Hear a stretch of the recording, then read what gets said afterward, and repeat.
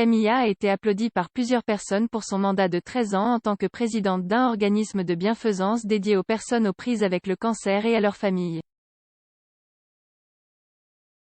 La duchesse de Cornouailles célébrait le 25e anniversaire de la charité Maggie vendredi comme elle a visité le premier centre de Health Organisation à Western General Hospital. Il y a une dizaine d'années, c'est après une visite dans un Maggie Center à Édimbourg, un espace dédié aux personnes atteintes de cancer et à leurs proches, que Camilla a décidé de s'impliquer. Elle est ensuite devenue présidente de l'association et ce depuis 13 ans. Lors de sa visite, elle a prononcé un discours et rencontré plusieurs bénéficiaires, des patients à leur mère ou partenaires. Anne Allan, qui a rencontré la duchesse en accompagnant son mari John qui souffre d'un cancer de l'intestin, a déclaré à Camilla qu'elle était venue au centre pour trouver une épaule sur laquelle pleurer. Ce à quoi Camilla a répondu que son partenaire était entre de bonnes mains chez Maggie's, comme le rapporte l'Evening Standard.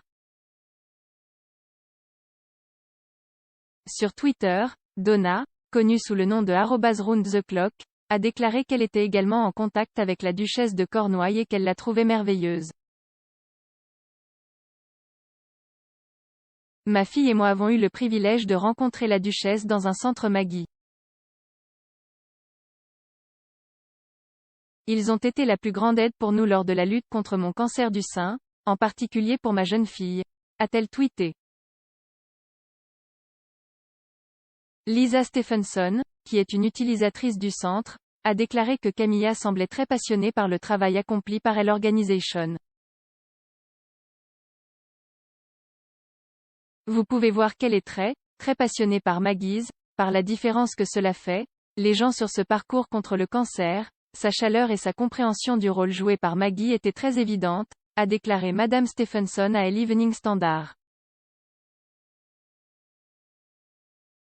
L'épouse du prince Charles a également prononcé un discours émouvant avant la célébration de l'anniversaire. Soutenir les gens dès qu'ils demandent de l'aide, gratuitement et sans condition aussi longtemps que l'aide est nécessaire, a-t-elle déclaré. Pour moi, cela ressemble à une description d'un ami parfait. Et bien sûr, le Maggie's Center est l'ami parfait de tous ceux qui franchissent leurs portes. Ce jour-là, à Édimbourg, il m'était impossible de ne pas réfléchir aux personnes atteintes de cancer que je connaissais et de souhaiter qu'elles aient accès à un endroit aussi spécial. J'y pensais en particulier à ceux qui étaient partis, et combien ils auraient apprécié le confort enveloppant et rassuré de s'asseoir avec des gens qui, sans avoir besoin de longues explications, comprenaient instinctivement ce qu'ils traversaient.